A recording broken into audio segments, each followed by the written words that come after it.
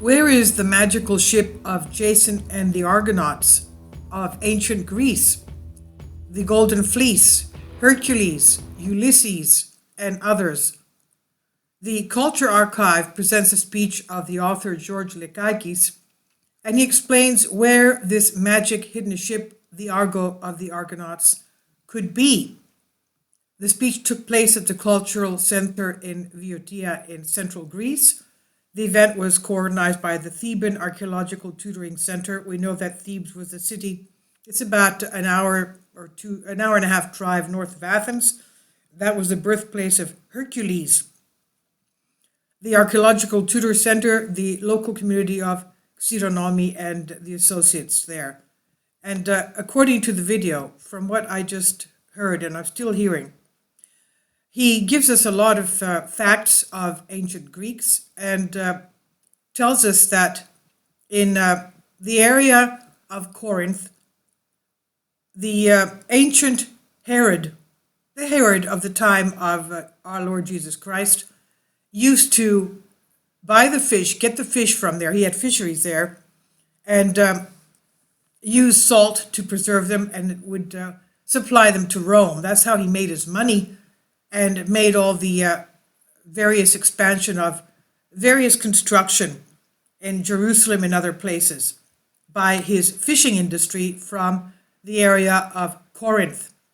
Kindly support my Patreon account since YouTube has again demonetized my YouTube channel. The daily posts are 5 videos daily, and they are totally different from what I have on my YouTube channel. Thank you so much for your support and that you find all my content so interesting. You'll find the Patreon account details in the description box below. Now, I'm listening to it. It's about a half an hour, but it's in Greek, so I'm briefing it for you.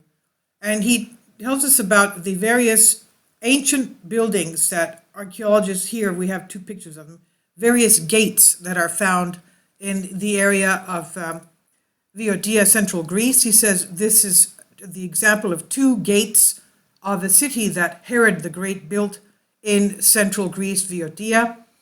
And unfortunately, the archaeologists have dated them to 400 BC, but they are a lot older, according to this archaeologist. And he goes on to explain to us having to do with the battle of the Titans with the humans, the gods and the Titans, and saying that the Titans had taken the magical lightning of Zeus that Zeus had as a type of an ancient weapon, a super weapon, and they locked him in a cave in an area of central Greece, Viotia, which is basically right around Delphi, where the oracle used to be. We know Delphi. And Hermes and Pan went to rescue him. And he then left and went to an area where he changed his diet in order to be healed. He changed his diet and was a vegetarian, eating only fruit in order to change his metabolism. And all this from ancient Greek writing. So in order to regain his strength and heal himself, he would eat only fruit in order to change his metabolism. This is what the archaeologist tells us. He says this is, again, very strange that this would be noted in the ancient Greek writings. This is how he healed himself and regained his strength.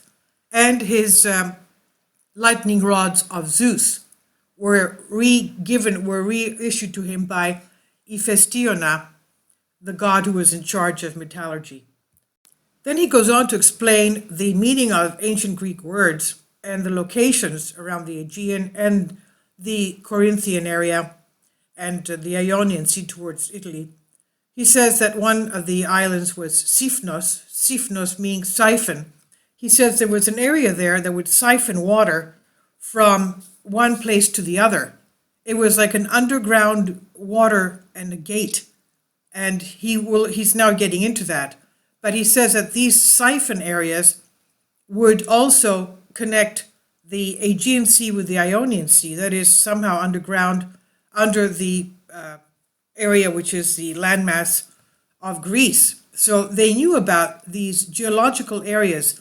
He also asked the people to request of the Geological Society of Greece to look into these aspects of the underground tunnels.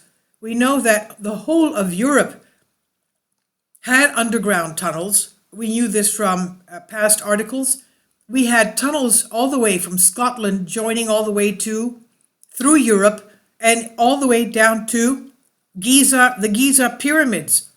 So this was obviously pre-flood construction underground. Why would they have all these underground passages and tunnels? But now he talks about the siphon, Sifnos, the island of Sifnos in the Aegean Sea, east of Athens, and all this, the nomenclature of these locations having to do with what was there. And he said that this siphon tunnel, water tunnel, would reach all the way to from Sifnos to Corinth, to today's Porto Germanos, areas like that, basically around Epidaurus. So we know that this was recorded from ancient Greek texts. He gives a striking example of what happened about 150 years ago when Ali Pasha was telling the Greeks that were in his court, that were his soldiers. We know that Greece was under slavery in the Ottoman Empire for 400 years. They gained their independence 200 years ago from Turkey, from the Ottoman Empire. And Ali Pasha told the Greek soldiers there that were under his supervision, of course, he said, "You Greeks are preparing something.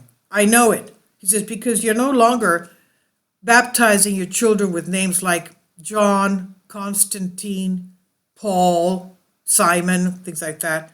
You're calling them Ulysses, Agamemnon, and names like that, Achilles, Hector. You're naming them names of the ancient Argonauts and the ancient heroes of ancient Greece, which means that you're preparing something that we are not aware of." And the lecturer here says the name is the symbol, just like Sifnos, the symbol for siphon, and other locations. They name what was actually there at that location. He said that the port of near Corinth of Aliki was not a small port. Today it's found underwater, but at that time it was above water on the coast. He said that the governor of the Argonauts, of the ship Argo, which was the Argonauts had a fleet of ships, but the ship Argo was Tifi, and they would not have chosen the governor or the admiral of the fleet to be someone who didn't know anything about naval warfare and how to win. And all these princes and scientists that were from the various areas of Greece, these knowledgeable people would not have voted for a governor who was just anybody. He would have had to be the best. He was from the area of central Greece, Viotia, and Pausanias said that these people, the people of Tifi, of Viotia, central Greece, were the best naval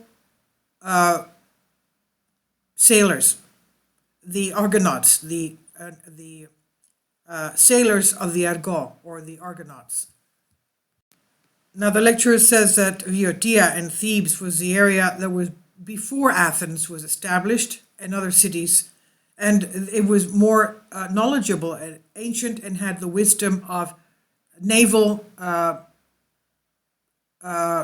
warfare. And he says that this ship was not just a ship that was flying all over the place, going from the area of the Aegean to the Ionian, to flying to northern Egypt, over Libya, over the Black Sea, through the Straits of Gibraltar, into the islands of the Atlantic, into Latin America, and back again over Libya, central Libya. This was not just a ship, it must have been a craft that was flying. And he said that after the successful trip of the Argonauts and the Golden Fleece and all that they did, and they finished successfully what they had to do, that the ship was brought back to Aliki, and into the area of central Greece, Viotia, which was, of course, at that time the center of Greece and Hellenism before Athens was even established, that it was brought here for all the Greeks to come and astonishingly come and view it. This ship, the Argo, he believes that is still today buried in some field in the central area of Greece, Viotia, near Thebes. Now, I've gone to this area many times, and it's an area of farmland. And when the farmers want to build a house, of course, they have to make foundations with basement, because Greece is a very seismic area. And whenever they dig to build their houses, they find antiquities underneath. They do find antiquities everywhere they dig. You dig down 3 feet, you're going to find something. Recently, they found a beautiful statue. And the same thing goes with roads. Most houses that are built in roads have antiquities and ancient relics of ancient Greece under their lots. And what they do is they just stack them up in the back of their lots. He states emphatically in closing that the ship of the Argonauts, the Argo, is definitely buried in the area of Aliki in central Greece, Viotia. And this is where the shipyards were for the Argo, that it is ancient, advanced technology that we do not have today, and that there are others who know about what he's just spoken about. And if the Greek archaeological societies don't do it, that means that others will come. Foreign archaeological societies will come, and they will obtain this technology.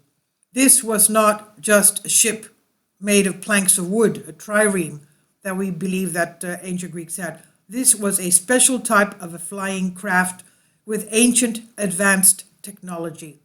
And he believes it is buried in the area of Aliki in Viotia of central Greece, which was the center of Hellenism and which had the best naval commanders in the known world at that time. So I've just translated this for you from a video that is, I'll leave the link below for the Adrastika. I hope you enjoyed it. So this is where he thinks that the Argo is buried. Thank you for your support. I hope you found this interesting. Please leave your comments. Thank you.